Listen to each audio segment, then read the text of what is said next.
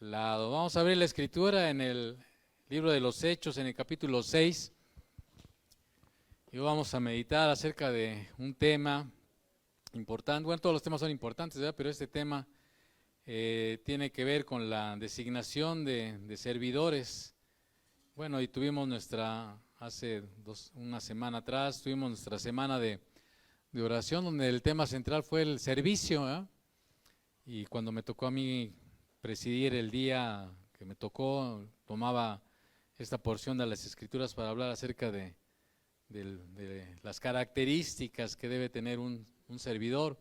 Todos los creyentes, los que hemos puesto nuestra confianza en Jesús, la Escritura nos enseña que somos llamados a ser servidores, ¿verdad? Todos estamos llamados a ejercer una función dentro del cuerpo de Cristo, pero hay funciones a veces específicas, concretas, ¿no? Por ejemplo, pues están nuestras hermanas allá sirviendo en la recepción de la gente que va llegando, está Alex, que ya vamos a ser vitalicio, ¿verdad? Ahí en la recepción, en el gel, y es un servicio particular, ¿verdad? Allá Pablo y sus hermanos que nos ayudan, Alfonso, allá arriba con la transmisión de los, allá de los controles, la transmisión, allá con pasar los versículos, digamos, son servicios particulares, ¿no? Y todos son importantes, pero así es que usted no diga, bueno, es que yo qué hago, ¿no? Pues usted es importante en el servicio de Dios, es que siga buscando el rostro de Dios, y hay hermanas nuestras que han estado participando en el servicio ministrando a los niños, algunos, pues cuando había, creo que ahorita no hay, ¿verdad? Si no mal recuerdo, gente que nos ayuda en la limpieza, etcétera, ¿no? Entonces hay servicios nosotros que estamos compartiendo la palabra, y así cada uno de nosotros podemos tener un servicio en particular. Entonces hoy vamos a hablar de este tipo de servicios donde se nos asigna una tarea en particular, ¿ok? Y vamos a leer desde Hechos capítulo 6, versículo 1 al 7. Recuerde que hemos estado gravitando alrededor del libro de los Hechos para mirar los principios que rigen a la iglesia de Cristo, ¿verdad? La iglesia de Jesucristo. Hemos hablado de varios principios. Acuérdense que nuestro versículo tema o lema ha sido Hechos capítulo 1, versículo 8. ¿Verdad? El Señor les dijo que iban a recibir, ¿verdad?, poder de lo alto, y que ellos iban a ser sus testigos en todos lados, ¿verdad? En Jerusalén, en Judea, en Samaria y hasta el último de la tierra. Entonces nosotros los creyentes estamos llamados a vivir una vida en la llenura del Espíritu Santo. ¿Para qué?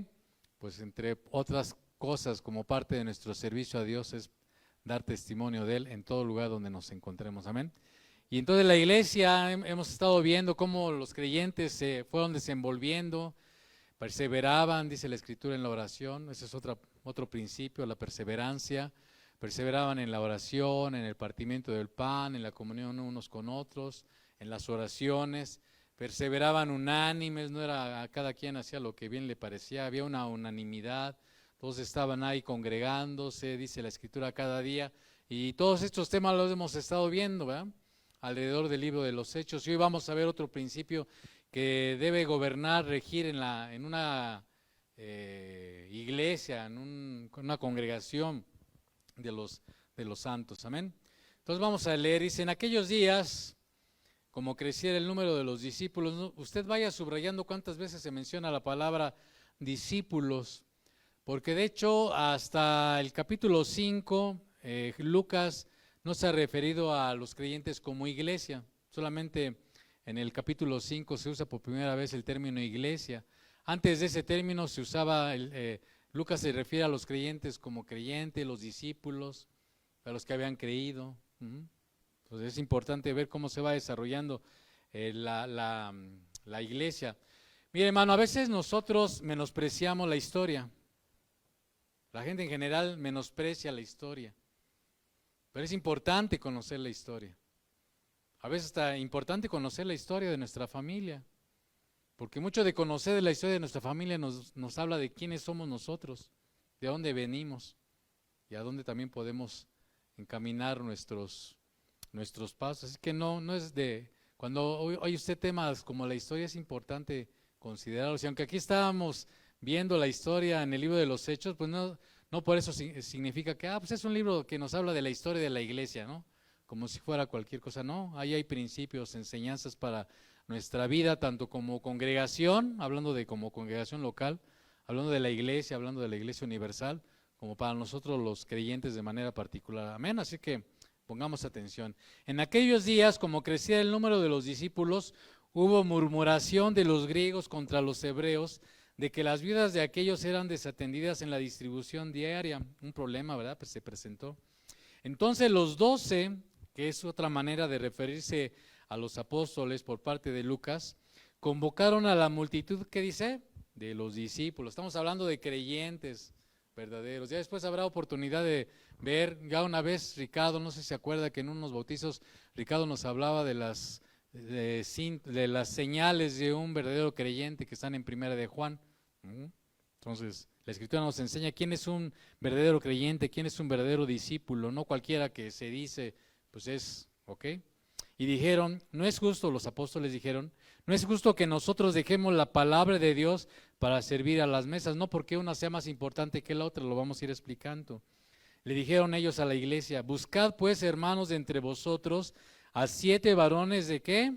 De buen testimonio, llenos del Espíritu Santo y de sabiduría, a quienes encarguemos de este trabajo o de este servicio, ¿verdad?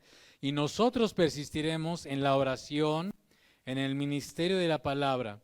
Agradó la propuesta a toda la multitud y eligieron a Esteban, varón lleno de fe y del Espíritu Santo, a Felipe, a Prócoro, a Nicanor, a Timón, a Permenas y a Nicolás, prosélito de Antioquía, a los cuales presentaron ante los apóstoles, quienes orando les impusieron las manos, y crecía la palabra del Señor. Y el número otra vez, ¿qué dice? De los discípulos, ¿eh? Se multiplicaba grandemente en Jerusalén. También muchos de los sacerdotes obedecían a la fe.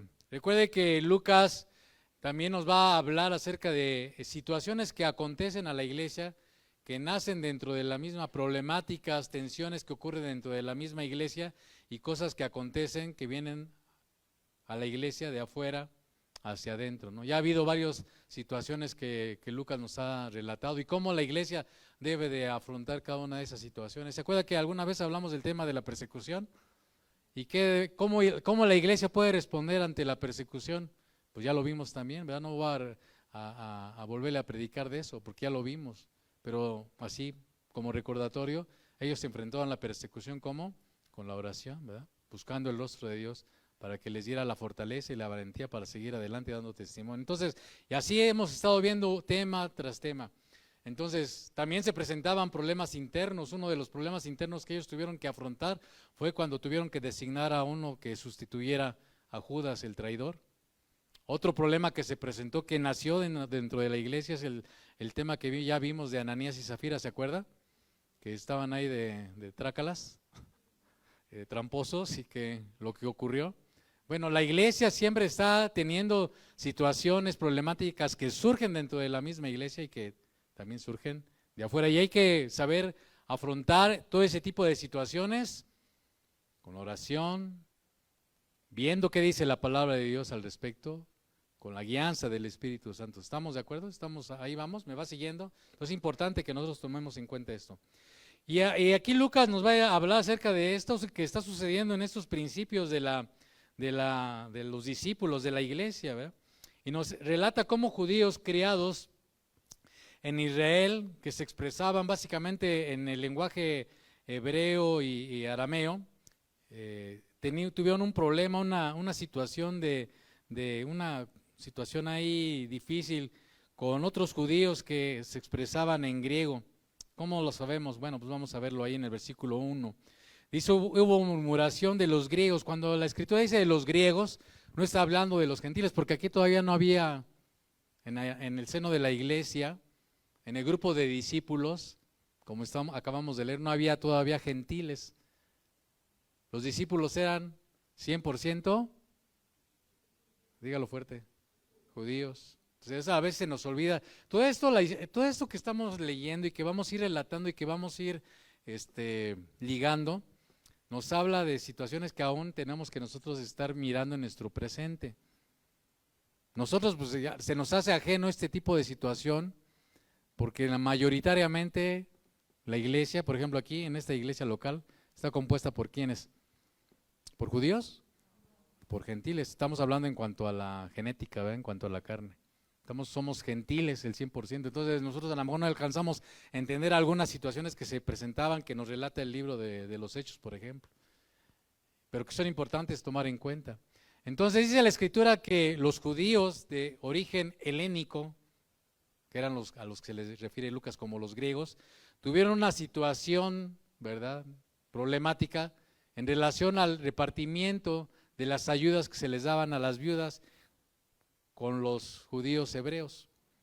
Los judíos griegos normalmente ellos usaban este lenguaje de manera mayoritaria y eran judíos que se habían asentado sobre todo en las regiones de las costas mediterráneas.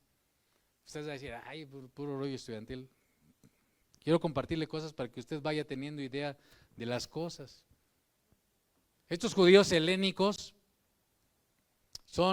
viene toda esta situación de cuando el rey Nabucodonosor, ¿se recuerda? Se llevó cautivo a todo el pueblo de Judá, pero hay 70 años se subieron ellos cautivos. Cuando llegó Ciro, el medo-persa, a conquistar a los babilonios, él promulgó un edicto que permitió que, por ejemplo, los judíos regresaran a sus tierras de origen. Entonces, no voy a detener mucho porque no soy historiador ni mucho menos, pero le estoy dando un contexto de la problemática que se va dando y que eso tiene un reflejo en lo que va relatando las Escrituras y cómo se van desarrollando ciertos eventos que aún hasta nuestros tiempos nos afectan, porque muchas cosas que nosotros aún tenemos hoy presentes vienen derivadas, por ejemplo, de toda esa influencia que tuvo el imperio griego durante la expansión que se ejerció por Alejandro Magno. Todavía hasta nuestros tiempos se vienen dando situaciones que nos afectan en ese tiempo, después ya hablaremos de algunas de ellas, ¿verdad? Entonces, hubo una diferencia, probablemente por el lenguaje, porque mayoritariamente estos judíos helénicos se expresaban en griego, y los judíos que se habían asentado, que habían regresado y que se habían asentado en lo que hoy conocemos pues, como Israel, ellos fomentaron mucho prácticamente el lenguaje arameo y el hebreo. Entonces había luego a veces ese tipo de cosas llega a causar pues distensiones, ¿verdad?, entre los creyentes, aunque usted no lo crea, ¿verdad? Entonces, dice la Escritura que derivado de eso, ellos se quejaron de que las viudas, versículo 1, de aquellos eran desatendidas en la distribución diaria. ¿Se acuerda que había un fondo común? Ya dijimos que había un fondo común en el que participaban muchos que tenían recursos para el sostenimiento de algunos que no tenían los recursos, que tenían escasos recursos para que la iglesia se mantuviera sin necesidades. ¿Se acuerda que ya vimos ese tema? Y si no se acuerda, pues ahí búscalo en el Face, ¿no? Porque si no, no me da la vida. Entonces, había viudas, parece que ya empezaba a sentarse un poco más la situación en la iglesia y había viudas. En ese tiempo, las viudas eran de la parte socialmente hablando, de las más pues digamos así, menospreciadas. Generalmente cuando una viuda pues estaba en esa condición, pues ya se había perdido su amparo. ¿Por qué? Pues porque faltaba la cabeza de la familia. ¿Se acuerda de Noemí? Ahí en el libro de Ruth.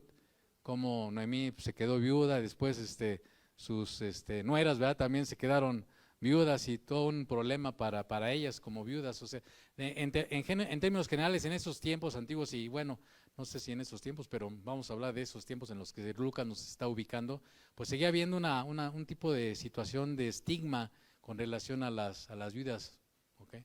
Aún se acuerda el Señor Jesús cuando estaba en el templo y entró una viuda, se acuerda que ella puso una blanca, una moneda de la más insignificante valor, y el Señor cómo alabó la actitud de esta viuda que había dado todo, ¿qué?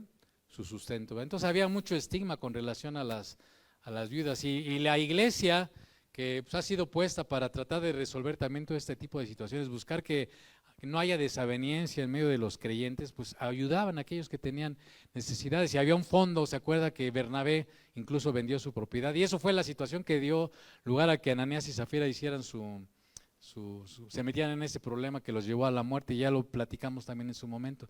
Entonces había un fondo, y ese fondo era administrado, aquí se nos deja entender que era administrado por los judíos de origen palestino o de origen que se habían asentado ahí en esa región que hoy podemos identificar como Israel. ¿Sí me estoy explicando? Entonces parecía que ellos tenían ciertas preferencias, no sabemos si era por el idioma, porque siempre es más fácil que nosotros nos comuniquemos de una manera más expedita, más clara con aquellos que son del mismo lenguaje o de las mismas costumbres, ¿no? Sí, me estoy explicando. Entonces es importante esto.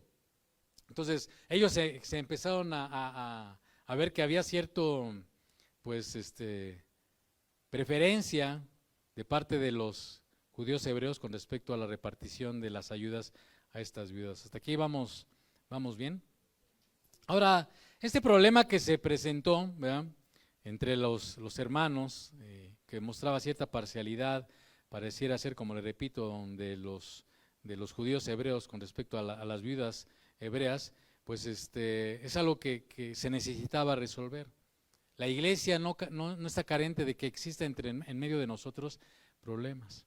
Y como le dije ya en una ocasión, usted no está para saberlo ni yo para contárselo, pero los pastores, los que están de tiempo completo y algunos otros que estamos de tiempo parcial, pues nos toca a veces tratar situaciones que sobre todo ellos que tienen más tiempo y que están mirando todas las situaciones de las ovejas, están atendiendo problemas que se dan en medio de nosotros. Por eso le digo, usted no está para saberlo ni yo para contarlo, pero así sucede. ¿Por qué? ¿Por qué se presentan problemas en la iglesia? Pues porque somos gente imperfecta, amado. Que todavía tenemos algunas carencias, que tenemos situaciones que tenemos que cambiar de actitudes, que tenemos que cambiar de nuestra manera de ser en ocasiones. ¿Sí me explico?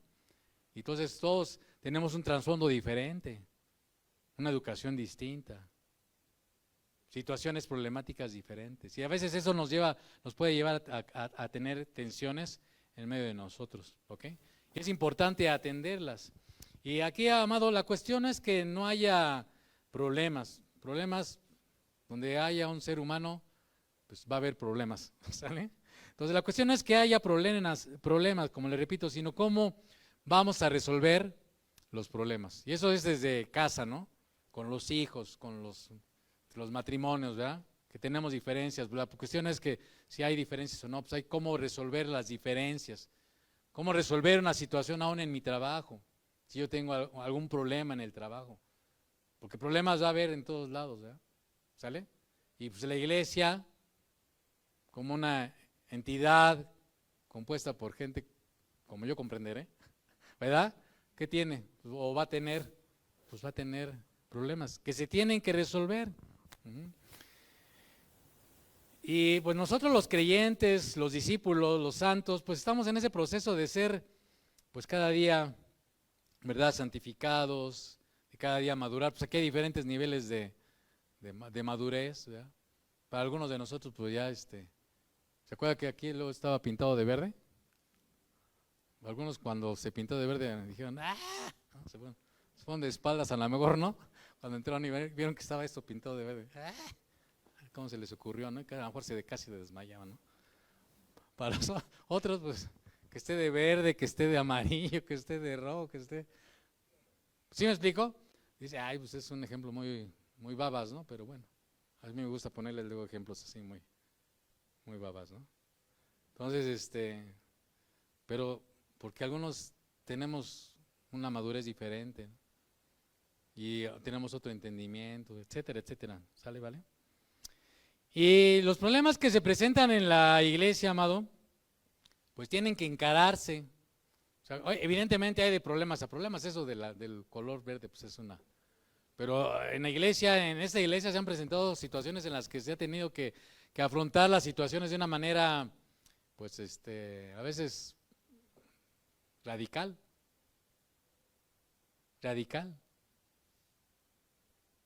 Y se ha tenido que hacer. Y se tiene que hacer. ¿Por qué? Porque no podemos evadir los problemas, no podemos dejarlos pasar por alto, se tienen que encarar. Gracias a Dios, por eso es importante orar por los que están en eminencia en nuestro país y en general por todos los que están en eminencia, ¿no? Porque se necesitan encarar los problemas. En nuestro trabajo, si estamos en una posición de liderazgo, a mí me ha tocado, estando en el trabajo ahí, entrarle a arreglar problemas entre colaboradores, ¿no? Y tenerlos ahí sentados enfrente y buscar conciliar las situaciones, ¿no? Y luego, pues uno como que no quiere aventarse, dice ahí el refrán, ese trompo a la uña, pero pues hay que luego aventarse esos trompos a la uña, ¿no?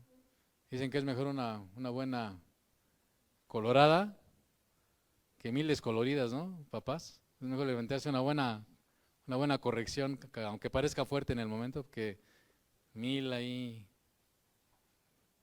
intentos, ¿no?, de corrección. No miro a nadie, no va a decir, ay, lo dice por el hermano, como dice el pastor, no lo digo por nada, como dice, lo decimos por todos, ¿me explico? Que no va a decir, ay, el hermano se sabe algo aquí a los hermanos de la esquina, ¿no? No se vaya por ahí, no caigamos en el pecado de los que están aquí ahorita, vamos a ver. Entonces necesitamos enfrentar los problemas, ¿verdad? Los problemas no se van a resolver solos, ¿sale? Hay que encararlos y no se van a resolver ignorándolos. Nos tenemos que aventar ese trompo, aunque sea con el jefe, ¿no? O sea, como dice la palabra, considerándonos a nosotros mismos, aunque sea el jefe, considerándonos a nosotros mismos, haciéndolo con cortesía, haciéndolo con mansedumbre, haciéndolo como nos enseña la palabra, amén. Porque aún los principios de la palabra de Dios, usted cuando leemos, usted y yo hemos meditado muchas veces cuáles son los principios de la disciplina dentro de la iglesia, ¿se acuerda?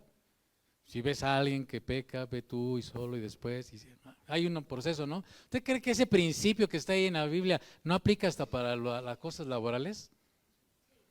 Claro que sí.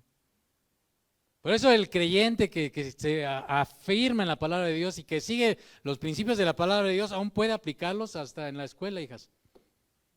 ¿O hay magaña? Pues a ver, tenemos que, forma parte de nuestro carácter, ¿no?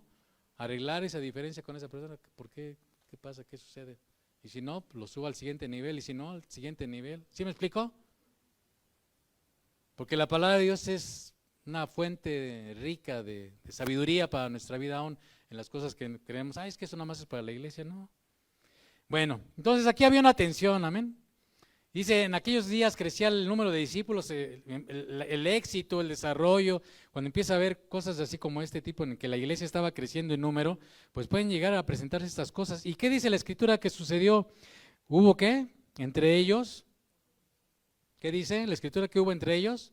Dígalo fuerte, no tenga miedo, no lo voy a reprobar, ni no va a dejar de entrar al cielo, sino. ¿Qué hubo? Murmuración, dice el versículo 1, ¿verdad? Hubo murmuración de los hermanos helenistas, de los judíos griegos, de nuestros hermanos creyentes en ese tiempo contra los judíos, ¿verdad? Los creyentes en el Mesías que eran hebreos, ya le expliqué, de que las vidas de aquellos eran desatendidas en la distribución. Bueno, pues la murmuración o también la disensión, y estas dos palabritas significan falta de acuerdo entre dos o más personas, falta de aceptación de una situación, de una decisión o de una opinión. Cuando existen este tipo de cosas, esas cosas se tienen que arreglar. No puede haber desaveniencia entre el cuerpo de Cristo.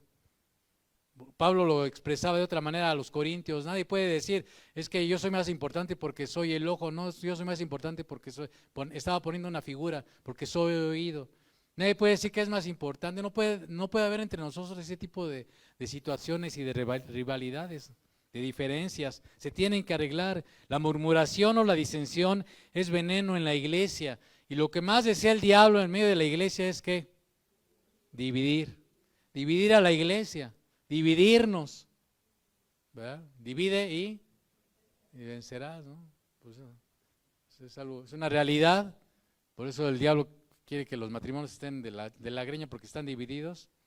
Se rompe ese principio que Dios dijo, ¿verdad? Que el hombre y el esposo y la esposa iban a ser ¿qué? Una sola. Y se divide el hijo contra el padre, pues ya está rompiendo ese principio de unidad Familia, y así lo podemos extender, y hablando de la iglesia, también es veneno para la iglesia, ¿verdad? Veneno para la familia, veneno para, aún en nuestros trabajos, ¿verdad? Las escrituras condenan, amado, la murmuración y la contienda. En 1 Corintios 3:3, como ya le dije, ahorita lo leo así rápido y si lo ponen, pues ya me sigue, y si no, pues ahí pone atención. Dice, porque le decía Pablo a los corintios, porque aún sois carnales, pues habiendo entre vosotros celos, contiendas, disensiones, no son carnales y andan como hombres. Pues es algo que nosotros tenemos que cuidar, ¿verdad? El no estar hablando uno del otro, ¿verdad? Si hay algo que no nos pareció, algo que en lo que estamos de desacuerdo, pues vayamos y no andemos ahí,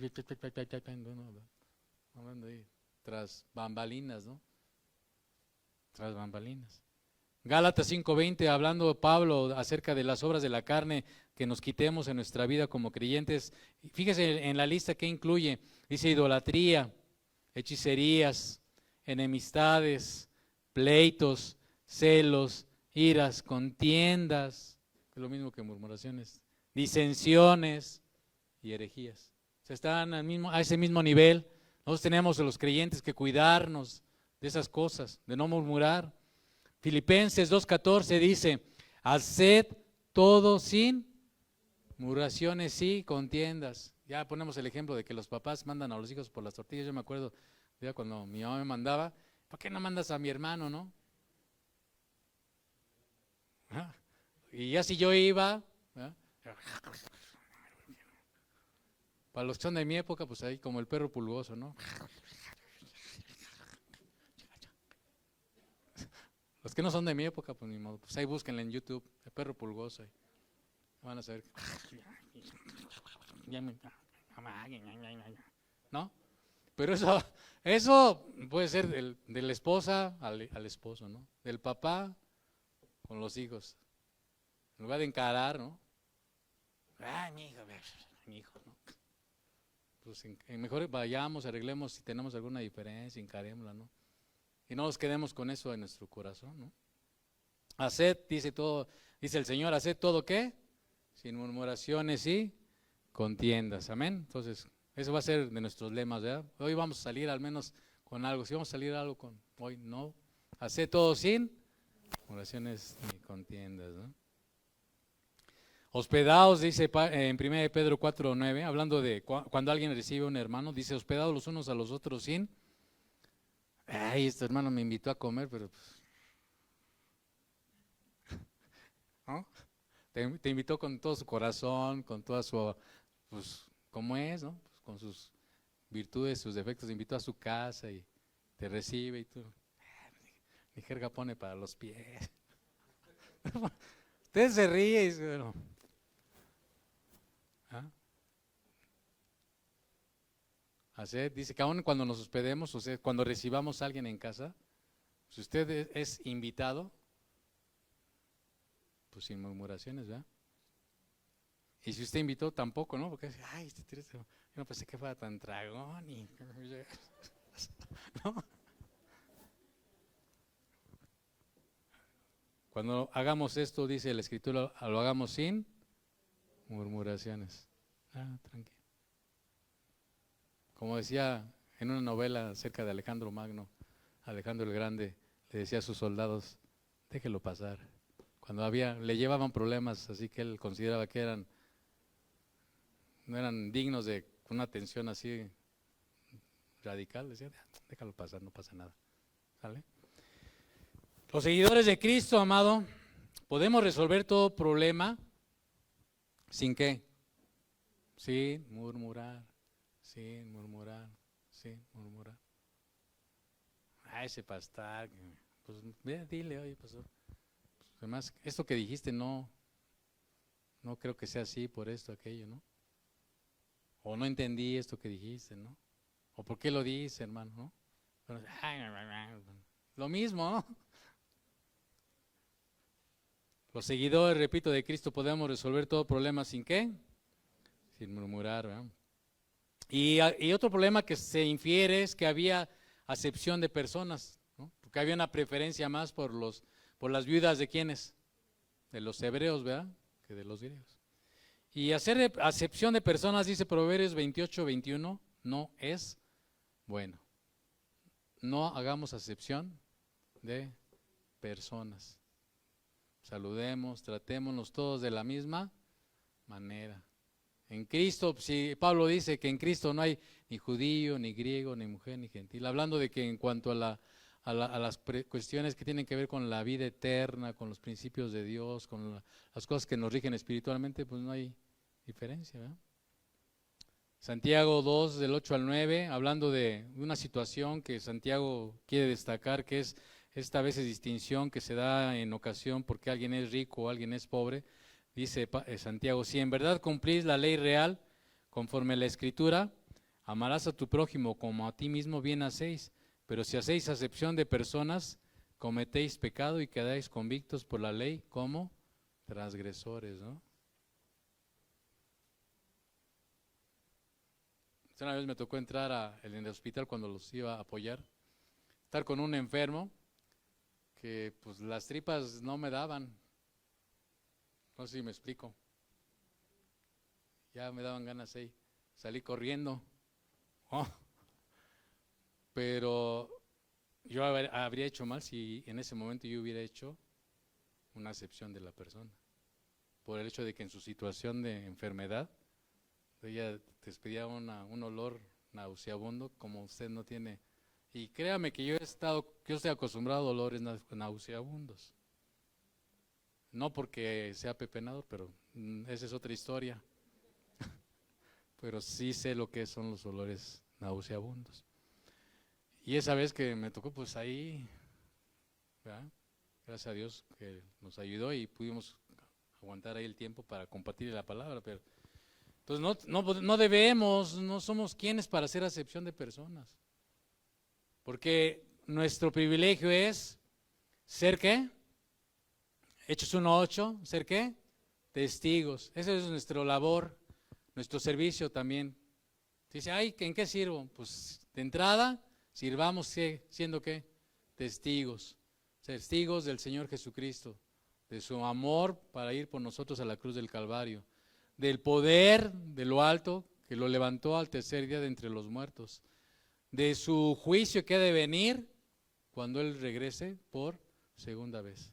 Eso es nuestro privilegio. Amén. Entonces, y en ese privilegio no debemos de hacer ¿qué? Si lo ves así, que está todo, parece impecable, parece el varón dandy, igual tratarlo de la misma manera que alguien que vieras con harapos. ¿Sí me estoy explicando? No hacer acepción de personas. Y que el Señor nos ayude, ¿verdad? A tener este trato. Por eso es importante, cuando usted ve a alguien nuevo, trátelo como bienvenidos, como sea, como usted no somos quienes para, ¿verdad? En función a lo que vemos, ¿verdad? Pues hacer, no, pues tú no, o tú sí. ¿Sí me estoy explicando? Todos. No hacer acepción de personas. Bueno, vamos a entrar a la siguiente parte. Entonces los 12 convocaron a la multitud de los discípulos y dijeron, no es justo que nosotros dejemos la palabra de Dios para servir a las mesas, no porque servir a las mesas fuera menos importante, como ya hemos aprendido, que la labor que hacían los apóstoles. Pero recuerde que en el cuerpo de Cristo tenemos todos diferentes funciones. Y algo a lo que Dios había llamado a los 12 apóstoles, o a este grupo de los 12, ¿a qué los había llamado? A establecer a la iglesia, a enseñar y a predicar la palabra. Dice en Efesios que nosotros estamos cimentados bajo el fundamento de los apóstoles y los profetas. Y cuando se refiere a apóstoles está hablando de todos esos inicios que estamos viendo. ¿Ok? Entonces, es importante, ellos tenían esta tarea. Entonces llegó un momento en que era necesario atender una situación que ellos ya no podían por causa de que esencialmente ellos habían sido llamados ¿a qué? A enseñar y a predicar la palabra. ¿Estamos de acuerdo? No porque no pudieran hacerlo, pareciera que hasta este punto ellos lo habían hecho, ¿verdad? Pero la situación ya requería de que hubiera la atención por parte de otros. ¿Me va siguiendo? Entonces es importante que nosotros entendamos esto, amado. No es que sea más importante el que está compartiendo la palabra que el que no está compartiendo la palabra. ¿Estamos? Bueno. Entonces dice, buscad pues entre vosotros a 7 varones. Fíjese los requisitos que pidieron los apóstoles guiados por el Espíritu Santo. No nos lo dice la la Escritura, pero evidentemente los apóstoles conocían el Antiguo Testamento y hay muchos ejemplos en el Antiguo Testamento de cuáles eran los requisitos que se necesitaba para elegir personas que estuvieran al servicio del Señor. No me voy a detener porque no nos da la vida, pero entonces no piense que los apóstoles aquí se la sacaron de la manga y pusieron estos requisitos así nada más porque sí, ¿verdad? ¿Cuáles eran estos requisitos? Bueno, estos requisitos eran esencialmente de carácter ¿qué? Espiritual. Entonces es importante que aprendamos, es un principio que usted y yo tenemos que llevarnos en nuestra cabeza. Antes que ser aprobados en lo externo, se necesita ser aprobados en las cosas espirituales.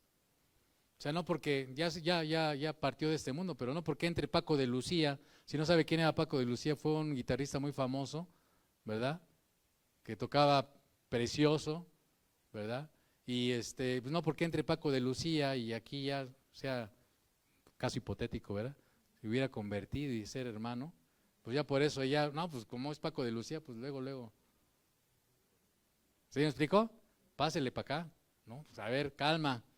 Dice la Escritura, no un neófito, o sea, neófito no es una ofensa, neófito significa nuevo, no nuevo, sino alguien que tenga ¿qué? Pues fruto, y aquí uno de ellos es, ¿buen qué? Buen testimonio, llenos del Espíritu Santo y con sabiduría. Vamos a deshojar la margarita. Entonces, bueno, es importante, amado, que los servidores, antes que ser aprobados en lo externo, busquemos cubrir los requisitos de carácter espiritual. Como yo le dije a un joven recientemente, dijo, hijo, qué bueno que estás tocando, pero necesitas cuidar lo de adentro, porque no nada más es de tocar por tocar, ¿no? No es cuestión nada más de estar por estar, ¿sí me explico? Tiene que haber una situación espiritual atrás. Entonces, estos aspectos son esenciales, subrayo, estos aspectos son esenciales en toda tarea que desempeñemos relacionada con la iglesia. Cualquier responsabilidad, pequeña o grande, que se nos asigne para el servicio de la iglesia de los santos, se tiene que cuidar estos aspectos. Número uno, ¿qué? Un buen testimonio. En la Escritura, por ejemplo, hablando de Cornelio, se nos dice que él tenía un buen testimonio de los judíos, ¿no? Aunque era un centurión romano, él tenía buen testimonio de la gente de la comunidad judía. Por ejemplo, Timoteo, ahí en Hechos 16, dice que cuando Pablo lo llama a ser su discípulo, a que lo acompañara en sus viajes, dice que Pablo tenía buen testimonio de los de Listra y de Iconio. O sea, no solamente en su localidad tenía buen testimonio. Ese es un reto para cada uno de nosotros, amado. Para mí es un reto, ser buen testimonio. Porque a veces hacemos cosas que no sabemos cómo van a repercutir en un momento dado en nuestra vida, con relación a otras personas. Y cómo eso va a afectar el testimonio de Cristo. Por eso dice Romanos que a veces por causa de nosotros, el nombre de Dios es blasfemado. O sea, no es considerado, no es valorado, no es honrado. Porque damos un mal testimonio en nuestro trabajo. Damos un mal testimonio con nuestra esposa. Damos un mal testimonio con nuestros hijos. Damos un mal testimonio con la gente de afuera. A lo mejor usted dice y le tocan y pues a lo mejor nunca va a volver a tocarle a alguien que llegó a su puerta y que le dijo, sáquese de aquí. A lo mejor no vuelve a pasar ni nunca lo vuelve a ver en su vida. Pero a lo mejor sí, y que después nos vean que, pero si tú, ¿no? ¿Sí me estoy explicando? Entonces es importante, esto es un reto para cada uno de nosotros, amado, porque probablemente a lo mejor ya dejamos un mal testimonio en nuestro trayecto como creyentes, pero pues yo cuando miro para atrás, pues a veces yo lloro. ¿Sale? Y oro y me lamento. Pues no hay necesidad de eso, ¿verdad? Por eso estamos aquí tratando de aprender eso, ¿no? Para encarar el futuro de una manera mejor. Amén. O sea, no, pues no va a quedar aquí todo traumado, ¿verdad? Pero pues para los que siguen ya vamos a conducirnos como quién, como lo que somos, ¿verdad? Pablo, cuando le encargaba a Timoteo acerca de los requisitos para los ancianos para que gobernaran en la iglesia, les decía que tengan buen testimonio de los de afuera, pues a veces ni en casa, si les pasamos el cuestionario a la esposa, quién sabe cómo saliéramos, ¿no? Entonces es importante este aspecto, no un infiel, se trata de que no sea un infiel, alguien que dé testimonio de fidelidad, fidelidad a Dios, fidelidad a la familia, fidelidad al servicio, fidelidad en su testimonio, ¿verdad? Que se vea que, pues, que ha ido, digo, no, o sea, todos tenemos nuestras altas y bajas, pero que en general se ve que es alguien que está, ¿verdad? Caminando en la fe, que está mejorando, que va evolucionando, que va dando frutos. ¿Sí me estoy explicando? Porque pues así, pues todos tenemos algún tache ahí en a lo mejor, pero en general vamos nosotros caminando, como dice la palabra, hacia a la perfección, a la madurez, ¿ok? ¿De acuerdo? De eso se trata, es el enfoque, ¿no? No un infiel. Lleno del Espíritu Santo, dice Pablo en Efesios, que nosotros busquemos no embriagarnos en vino en el cual hay disolución, sino antes seamos llenos del Espíritu Santo. Ya en algún otro tema, hablando de los hechos, ya le hablé de la lleno del Espíritu Santo, así que ponga atención. Fíjate, el tercer punto es que tengan ¿qué? Sabiduría. Santiago dice que no sabiduría terrenal, sino sabiduría que viene de lo alto, ¿verdad? Pero esa sabiduría pues tiene que llevarnos a ser gente que usemos el sexto sentido, ¿verdad? ¿Ya sabe cuál es el sexto sentido? O sea, no es el de gravitar ni de leerle el pensamiento. Ese no es el sexto sentido, ¿no? Así como que me late, tengo mi sexto. No, ese no. El sexto sentido es el sentido común,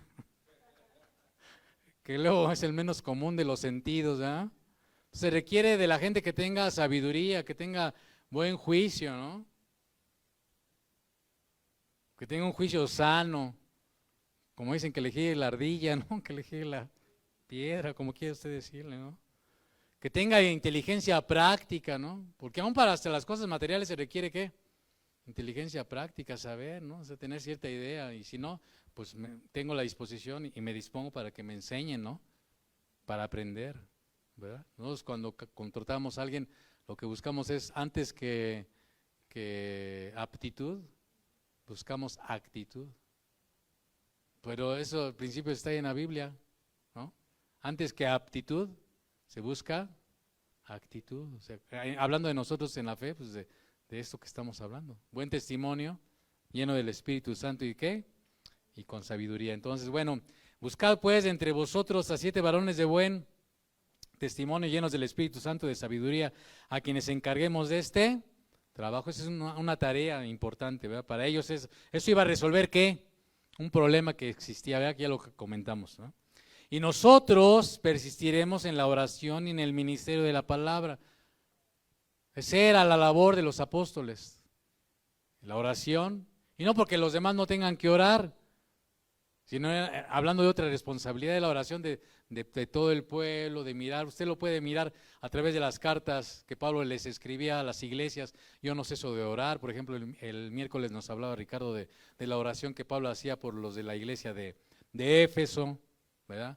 Para que recibieran espíritu de sabiduría y revelación, ¿verdad? Porque si están ahí de tiempo completo los ministerios, pues preponderantemente su tiempo, mayoritariamente, lo están ocupando ¿en qué? Pues en la oración, en la enseñanza, en preparar. ¿Sí me estoy explicando? Si usted me pregunta qué dedico la mayor parte de mi tiempo, pues no estoy dedicado a nada, ¿no? Estoy dedicado al trabajo.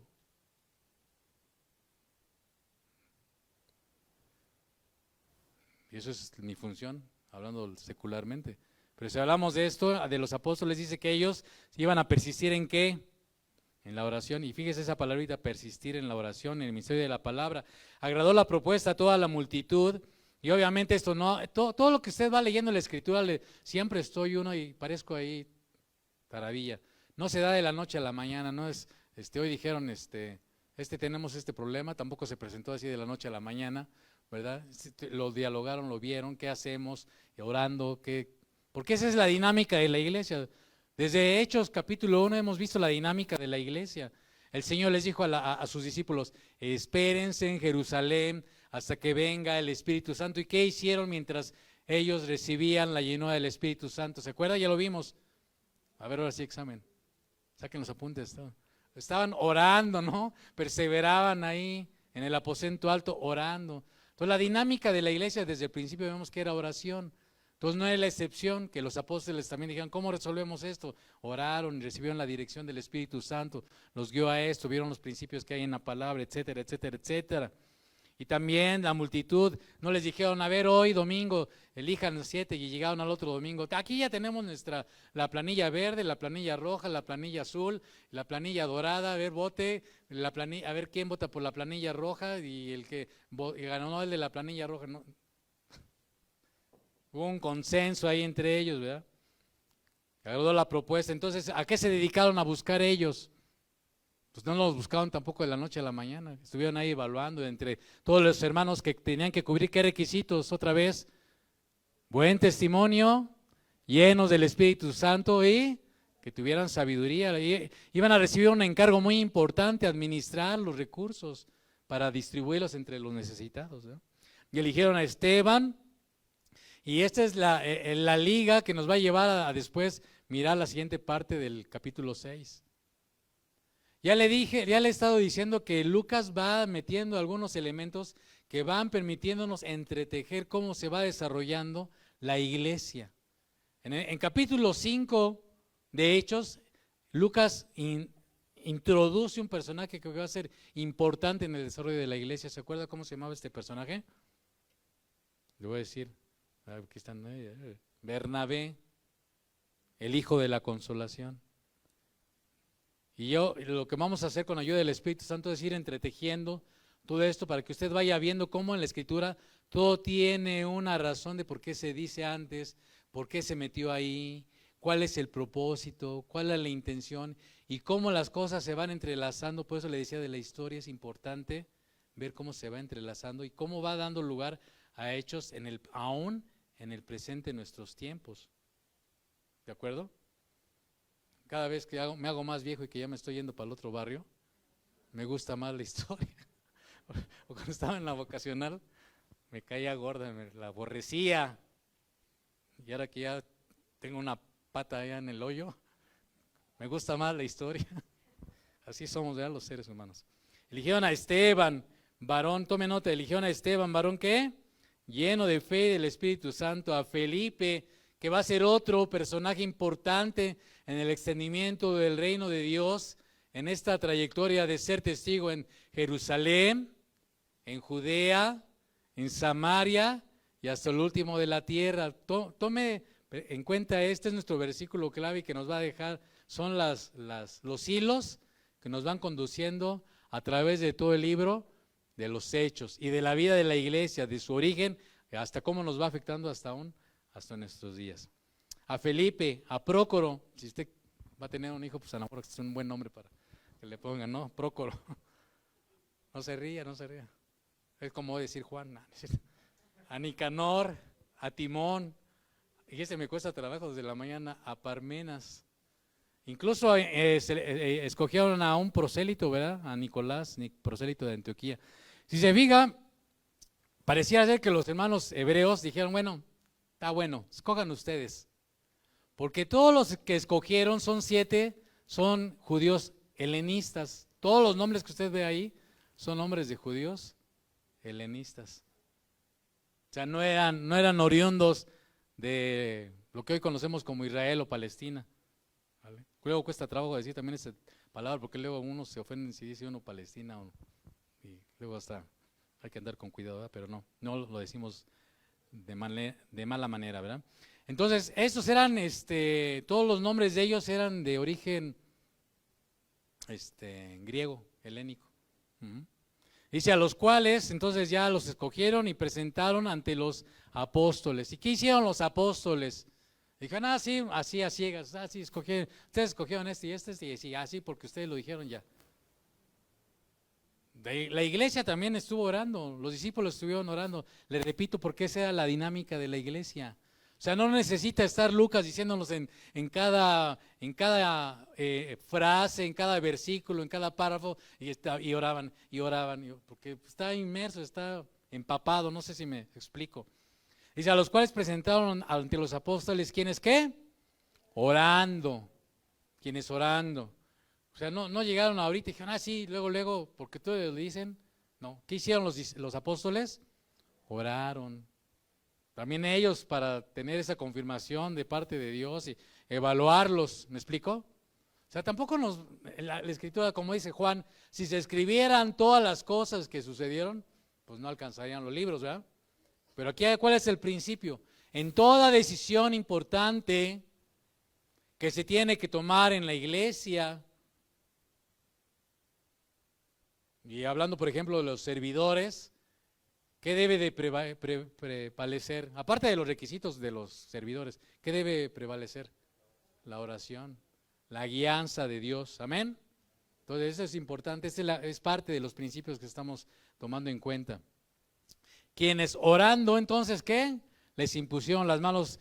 Hermanos, ya algunos hermanos han hablado de la inquietud que tienen de entender lo que es la imposición de las manos. Vamos a preparar después un tema de la imposición de las manos, porque es uno de los primeros rudimentos que usted tiene que saber qué es la imposición de las manos, para qué es la imposición de las manos, por qué se imponen las manos. No crea que es nada más así porque se nos ocurrió un día y vamos a orar por los enfermos imponiéndoles manos. No, es algo que enseña la palabra. Cuando Moisés designó a Josué como su sucesor, ¿qué hizo? Le puso las manos. Cuando Jacob iba a morir y bendijo a sus hijos, cuando le tocó el turno de sus nietos, que eran los hijos de José, ¿qué hizo? Cuando el pueblo de Dios en la antigüedad ofrecía sacrificios a Dios, algunos de ellos requerían que la gente pusiera las manos sobre el animal, dando a entender que el animal, en ese sentido, pues lo sustituye a esa persona para que fuera expiado su pecado. ¿Sí me estoy explicando? Entonces, desde el Antiguo Testamento se habla de la imposición de las manos. Y bueno, pues no me voy a detener porque pues no nos da la vida y a usted se le queman los frijoles. Entonces, orando les impusieron las manos. Y vamos a acabar con este versículo porque usted va a encontrarse que Lucas una y otra vez va a incluir este tipo de expresiones que nos van poniendo de manifiesto que aún a pesar de situaciones internas, de situaciones externas, la iglesia afrontaba sus problemas y la iglesia permanecía en aquellas cosas que son esenciales, la doctrina, ya se lo dije en algún otro tema. Parezco ahí taravilla, ¿verdad? Pero en el partimiento del pan, en la comunión unos con otros y en las oraciones, perseveraban unánimes, constantemente estaban ahí, ¿ok? Y dice Lucas, como finalmente vamos a acabar, y crecía ¿qué? ¿Se resolvió el problema? Se resolvió el problema, amén, gracias a Dios. Y aún en medio de las situaciones así de este tipo, ¿qué dice la Escritura?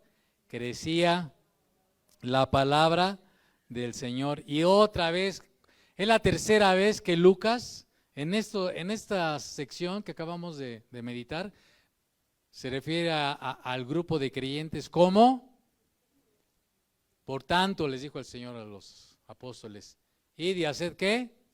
Discípulos a todas ¿qué? Las naciones, bautizándoles en el nombre del Padre, del Hijo y del Espíritu Santo, enseñándoles todas las cosas, ¿verdad? Yo voy a estar con ustedes todos los días. Ese es el contexto de yo estaré con ustedes todos los días, ¿eh? No es que cuando estamos en la reunión nada más dos. Ese no es el contexto. Ese es el contexto. Que donde hay creyentes que están cumpliendo la tarea que ya vimos en Hechos 1:8, dice el Señor que Él va a estar con ellos. ¿Hasta dónde? Si nos mandara a China, hasta China nos va a acompañar. Si nos mandara allá al Amazonas, hasta allá nos va a acompañar Él. ¿Sí me estoy explicando? Ese es el contexto de ese versículo. Y crecía la palabra del Señor y el número de los discípulos, ¿qué? ¿Quién tiene que hacer la labor de hacer discípulos? Exacto, qué bueno, hermano. Tiene palomita. Ya directo al cielo. ¿Verdad? Yo tengo que, esa es mi labor, de usted, mía, de cada uno de nosotros, ser discípulos, ¿verdad? Se multiplicaba grandemente, ¿dónde? En Jerusalén.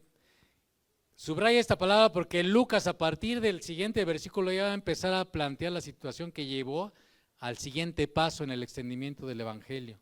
Porque el Señor les dijo, ¿me serán testigos en dónde? Jerusalén. Y le estoy repite y repite, usted va a salir después de todo este estudio aprendiéndose eso.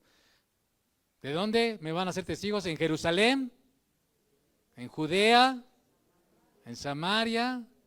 ¿Y dónde crecía la palabra del Señor? En Jerusalén. ¿En dónde se estaban multiplicando los discípulos? En Jerusalén. Pero estaba llegando el momento en que ahora sí, vámonos a la siguiente fase del extendimiento del reino de Dios. Nos tenemos que ir a... Y usted está muy cómodo aquí en Jerusalén. Usted está muy cómodo aquí en su asiento. Está usted aquí bien cómodo en estas sillas que son de reposer, casi tipo acá de los cines que... Ahí. Pero viene el siguiente paso. También, dice, muchos de los sacerdotes obedecían, ¿qué? O sea, el evangelio estaba penetrando de tal manera que ya también estaba llegando a este grupo de personas, sacerdotes que ministraban en el templo. Y la palabra ahí, el contexto, no está hablando de los saduceos, porque los saduceos eran la alta jerarquía sacerdotal, pero era una jerarquía pues ya corrompida. Aquí cuando se refiere a estos sacerdotes podríamos decir que eran los de la capa media, digamos, de la capa media. Pero ya a mí ya la palabra estaba llegando ahí, y entonces esto está también dando lugar, ponga atención, a otra tensión que va a presentarse, que va a venir de afuera hacia adentro y que va a llevar a que la iglesia tenga que pies, ¿para qué los quiero?